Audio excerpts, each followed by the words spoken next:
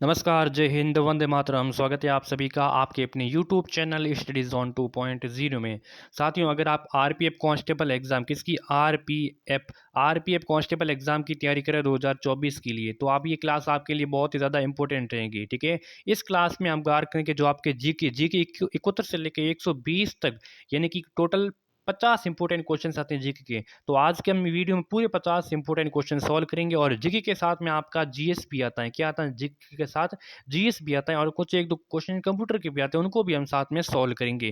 तो साथियों, RPF constable exam के लिए व्हाट्सअप ग्रुप बना हुआ है जिसका लिंक मैंने डिस्क्रिप्शन में, वहां से जाके आप इसमें ज्वाइन भी हो सकते हैं। वहाँ पे इसकी पीडीएफ वगैरह मिलती रहेंगी। तो चलिए क्लास की शुरुआत करते हैं। पहला प्रश्न क्या है कि भारतीय संविधान में दिए गए मौलिक कर्तव्यों के अनुसार भारत की संप्रभुता है वो किसको मानना और उसकी रक्षा करना भारत के प्रत्येक नागरिक का अधिकार होता है। साथियों, मैं सीधा आंसर पर टिक करूंगा ताकि इसका समय, आपका समय है वो बच सके। ठीक है, तो भारतीय संविधान में जो दिए गए मौलिक कर्तव्य के उसके अनुसार, ठीक है, भारत की संप्रभुता को, भारत किसको मानना और उसकी रक्षा करना, ये भारत के प्रत्येक नागरिक का क्या होता है? कर्तव्य होता है। तो साथियों, क्या आंसर हो जाएगा इसका आंसर? तो साथियों, आंसर हो जाएगा एकता और अखंडता को मानना। किसको? एकता और अखंडता को मानना।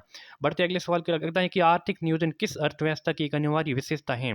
आर्थिक नियोजन किस अर्थव्यवस्था की एक अनिवार्य विशेषता है? तो ये समाजवादी अर्थव्यवस्था की एक विशेषता है। ठीक है, आर्थिक नियोजन है वो समाजवादी अर्थव्यवस्था की एक विशेषता है। 1969 में कितने बैंकों का राष्ट्रीयकरण किया गया था? तो साथियों, 1969 में तो कुल कितने? 14 बैंकों का राष्ट्रीयकरण किया गया था। तीसरा ऑप्शन हो जाएगा सही उत्तर। अगला साथियों कि इनमें से कौन सा कुल प्राप्तियों और कुल व्यय के बीच में अंतर स्पष्ट करता है? तो साथियों, कुल किसकी? देखिए, कुल प्राप्तियों और कुल व्यय के बीच में जो अंतर स्पष्ट करता है वो बजट घटा करता है। क्या कहता है? बजट घटा। इसका जो अंतर होता है वो बजट घटा का होता है। ऑप्शन दूसरा हो जाएगा सही उत्तर। भारतीय राज्य नागालैंड की आधिकारिक भाषा कौन सी है? भारतीय राज्य जो नागालैंड है, नागालैंड की जो आधिकारिक, तो नागालैंड को किस भाषा का अधिकार दिए गए हैं साथियों? ये इसका आंसर बताना है। तो अंग्रेजी का दिए गए हैं। किसका? अंग्रेजी को। ऑप्शन से हो जाएगा पहला सही उत्तर। ठीक है, अगला है कि भारतीय राष्ट्रीय ध्वज में चित्रित अशोक चक्र में कितनी तीलियां हैं? देखिए, जो भारतीय राष्ट्रीय ध्वज में अशोक चक्र में तीलियों की संख्या कितनी है? तो सभी को पता होना चाहिए कि तीलियों की संख्या है 24 है। कितनी है? 24 है। अगला सवाल है कि भारतीय संविधान का कौन सा अनुच्छेद पंचायती राज स्थापित करता है? तो पंचायती राज व्यवस्था से संबंधित कौन सा अनुच्छेद है साथियों? इसका आंसर बताइए। तो साथियों, वो है अनुच्छेद 40 है। कौन सा है? 40, जिसका संबंध है पंचायती राज से, पंचायती राज व्यवस्था को स्थापित करता है। तो अनुच्छेद कौन सा? अनुच्छेद हो जाएगा 40। तीसरा ऑप्शन आपका सही उत्तर हो जाएगा। अगला सवाल है भारतीय संविधान में अस्पृश्यता को उन्मूलन किस अनुच्छेद, यानी कि छुआछूत को जो अस्पृश्यता उन्मूलन किस अनुच्छेद में है साथियों? तो ये कौन सा अनुच्छेद में? तो अनुच्छेद ये 17 में। ठीक है, अनुच्छेद 17 में है। ठीक है, चौथा ऑप्शन हो जाएगा सही उत्तर। बढ़ते अगले सवाल की ओर। सूरसेन महाजनपद की राजधानी साथियों कौन सी थी? सूरसेन महाजनपद की राजधानी साथियों कौन सी थी? बहुत ही अच्छा और इंपॉर्टेंट क्वेश्चन है। तो सूरसेन की राजधानी थी साथियों मथुरा थी। क्या थी? मथुरा थी। चौथा ऑप्शन आपका हो जाएगा सही उत्तर। अगले सवाल के बढ़ते साथियों, जब हर्ष का शासन था उसके दौरान कन्नौज सभा निम्नलिखित संप्रदायों के सिद्धांतों का प्रचार करने के लिए आयोजित किए गए थे। हर्ष के शासन के दौरान कन्नौज सभा निम्नलिखित संप्रदायों के सिद्धांतों का प्रचार करने के लिए आयोजित किए गए थे। तो हीनयान, महायान, श्वेतांबर या फिर इनमें से कोई विकल्प है वो सही नहीं है। तो कौन सा विकल्प सही हो जाएगा? तो विकल्प महायान हो जाएगा। ऑप्शन दूसरा हो जाएगा बिल्कुल आपका सही उत्तर। बढ़ते हैं अगले सवाल की ओर। अगला सवाल है साथियों, अगला सवाल क्या है? अगला सवाल क्या है? 1923 में किसके द्वारा स्वराज पार्टी की स्थापना की गई थी? 1923 में स्वराज पार्टी की स्थापना किसके द्वारा की गई थी? तो ये साथियों की गई थी मोतीलाल नेहरू और सी आर दास, चित्तरंजन दास के द्वारा। ठीक है, मोतीलाल नेहरू और सी आर दास के द्वारा। चौथा ऑप्शन सही हो जाएगा। अगला है कि किस वायसराय के शासनकाल के दौरान भारत के 11 राज्यों में पहली बार चुनाव कराए गए थे? किस वायसराय के शासनकाल के दौरान भारत के जो 11 राज्य में पहली बार चुनाव कराए गए थे? तो पहली बार चुनाव 11 राज्यों में कराए गए थे, वो किसके शासनकाल में? किसके वायसराय के शासनकाल में? तो ऑप्शन हो जाएगा कौन सा? लॉर्ड लीन लिथगो। कौन सा हो जाएगा? लॉर्ड लीन लिथगो के शासनकाल में। पहला ऑप्शन सही हो जाएगा। अगला साथियों कि भारत में स्तूप की सबसे बड़ी सघनता कहाँ है? भारत में स्तूप की सबसे बड़ी सघनता स्तूप की, तो मध्य प्रदेश में। कहाँ पे है? मध्य प्रदेश राज्यों में स्तूपों की संख्या सर्वाधिक है। ठीक है, अगला है कि थाई पुसम त्योहार किस राज्य में, किस समुदाय के द्वारा मनाया जाता है? बताइए। थाई पुसम त्योहार निम्नलिखित में से किस समुदाय के द्वारा मनाया जाता है? थाई पुसम।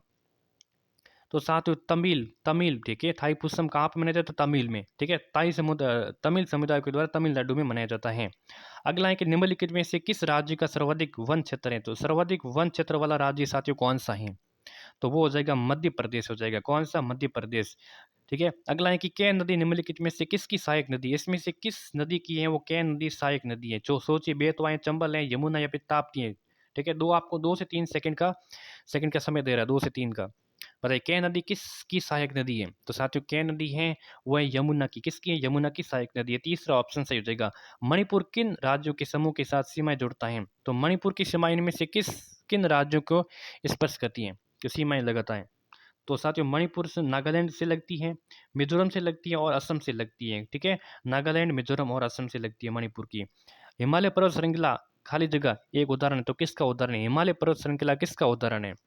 तो साथियों वलित पर्वतमाला का। किसका? वलित पर्वतमाला का है हिमालय पर्वत श्रृंखला एक उदाहरण है। ऑप्शन ए हो जाएगा सही उत्तर। भारत के किस राज्य में ऊन सर्वाधिक उत्पन्न होता है? तो सर्वाधिक ऊन उत्पादित करने वाला कौन सा राज्य है भारत का? बताइए इसका आंसर। तो ऊन उत्पादित करने वाला साथियों कौन सा राज्य है? तो वो है आपका राजस्थान है। कौन सा? राजस्थान है। ऑप्शन दूसरा हो जाएगा सही उत्तर। निम्नलिखित में से कौन मौसम का एक तत्व है? निम्नलिखित में से कौन मौसम का तत्व है? पवन, तापमान, नमी या फिर सभी विकल्प है। तो मौसम के तत्व कौन से हैं साथियों? मौसम के तत्व, तो मौसम के तत्व ये सभी हैं। पवन भी है, तापमान भी है, नमी भी है, यानी कि चौथा ऑप्शन जो भी बता रहे हैं सही हो जाएगा। अगला सवाल है कि भूकंप की तीव्रता को मापने के लिए किसका इस्तेमाल किया जाता है? बहुत सिंपल क्वेश्चन है। भूकंप की तीव्रता किस मापने के लिए किस यंत्र का उपयोग करते हैं? तो रिएक्टर पैमाने स्केल का उपयोग करते हैं। किसका करते हैं? रिएक्टर पैमाने का। ठीक है। अगला है कि निम्नलिखित में से किसकी विशिष्ट ऊष्मा का मान सर्वाधिक होता है? तो विशिष्ट ऊष्मा का मान सर्वाधिक होता है एल्कोहल, मीथेन, पानी या फिर मिट्टी तेल। तो वो होता है साथियों किसके? मीथेन। ऑप्शन दूसरा हो जाएगा सही उत्तर, मीथेन। अगला क्वेश्चन है साथियों, एक कृत्रिम उपग्रह पृथ्वी के चारों ओर वृत्ताकार कक्ष में घूमती है, तो कौन सा मात्रक है वो नियत रहता है? एक कृत्रिम उपग्रह है जो पृथ्वी के चारों ओर वृत्ताकार कक्ष में घूमती है, तो कौन सा मात्रक है वो नियत में रहता है साथियों? तो वो रहता है कोणीय गति का। ठीक है, ऑप्शन दूसरा हो जाएगा सही उत्तर। अगला क्वेश्चन है साथियों, जरा दृष्टि यानी कि प्रेसा बायोपिया को ठीक करने के लिए किस लेंस का उपयोग किया जाता है? जरा दृष्टि दोष को दूर करने के लिए किस लेंस का हम उपयोग करते हैं? तो वो लेंस होता है आपका बायोफोकल। किसका? बायोफोकल का करते हैं। ठीक है, जरा दृष्टि दोष के लिए यानी कि प्रेस बायोपिया से बायोफोकल। ठीक है। निम्नलिखित में से कौन सा एक प्रोटीन प्लाज्मा में पानी की मात्रा को नियंत्रित करता है? तो पानी की मात्रा को नियंत्रित कौन सा करता है? तो वो साथियों कौन सा करता है? तो यह करता है एल्बुमिन। कौन सा करता है? एल्बुमिन। ऑप्शन ए हो जाएगा यहाँ पे उसका सही उत्तर। निम्नलिखित में से कौन कार्बन मोनोऑक्साइड और हाइड्रोजन का मिश्रण है? कार्बन मोनोऑक्साइड और हाइड्रोजन का मिश्रण कौन सा है? बताइए। कार्बन मोनोऑक्साइड और हाइड्रोजन का मिश्रण, कॉल गैस, निर्मात गैस, जल गैस, गोबर गैस। तो वो आपका हो जाएगा कौन सा आंसर? बताइए इसका आंसर क्या हो जाएगा? तो साथ ही वो है जल गैस। ऑप्शन कौन सा हो जाएगा? तीसरा हो जाएगा सही उत्तर, जल गैस। अगला है कि हाइड्रोजन के साथ गुब्बारे में इस्तेमाल गैस कौन सी? हाइड्रोजन के साथ गुब्बारे में कौन सी गैस है वो भरी जाती है? तो गुब्बारे में साथ ही भरी जाती है हीलियम भरी जाती है। कौन सी? हीलियम भरी जाती है। निम्नलिखित में से किसके उत्सर्जन में संभारी का निर्माण होता है? तो संभारी का निर्माण किसके उत्सर्जन में होता है साथियों? तो ये होता है बीटा किरण में। ठीक है, ऑप्शन तीसरा हो जाएगा सही उत्तर। निम्नलिखित में से सर्वाधिक जैव विविधता कहाँ पाई जाती है? तो सबसे ज्यादा जैव विविधता साथियों पाई जाती है उष्ण कटिबंधीय वर्षा वाले वनों में पाई जाती है। पहला ऑप्शन सही हो जाएगा। दुनिया के पहले 3D प्रिंटेड मंदिर का अनावरण किस राज्य में किया गया? दुनिया के पहले 3D प्रिंटेड मंदिर का अनावरण किस राज्य में किया गया? तो ये साथियों किए गया है तेलंगाना में। कहाँ पे किए गए हैं? तेलंगाना में। दूसरा ऑप्शन बताने वाले जो भी साथियों है सही हो जाएगा। अगला क्वेश्चन है कि जैव ईंधन के उत्पादन के लिए निम्न में से किस फसल का उपयोग किया जाता है? जैव ईंधन के उत्पादन के लिए किस फसल का उपयोग हम करते हैं?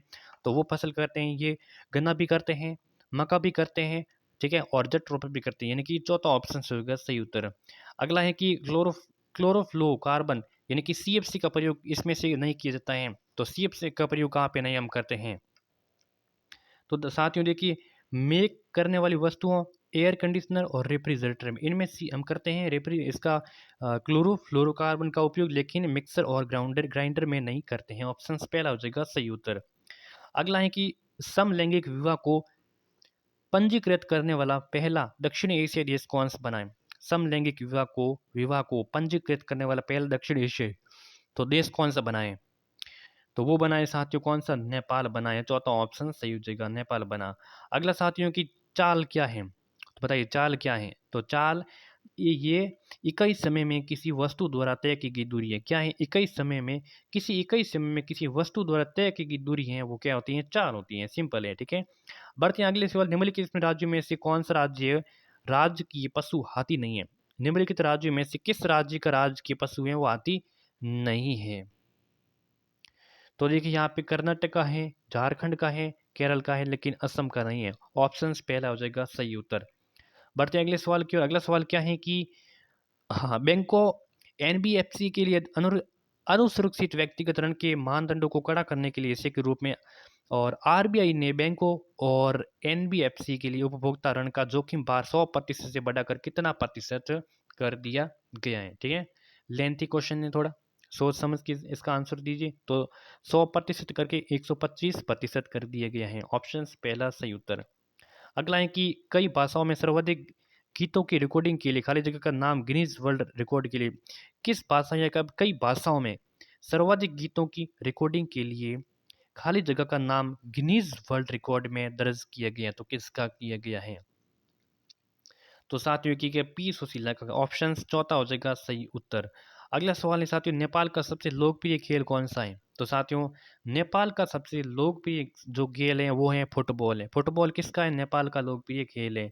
किस देश की रहने वाली सेनिस प्लासियक ने मिस यूनिवर्स 2023 का खिताब जीता? ठीक है, सेनिस प्लासियो ने मिस यूनिवर्स 2023 का खिताब जीता, वो किस देश की थी?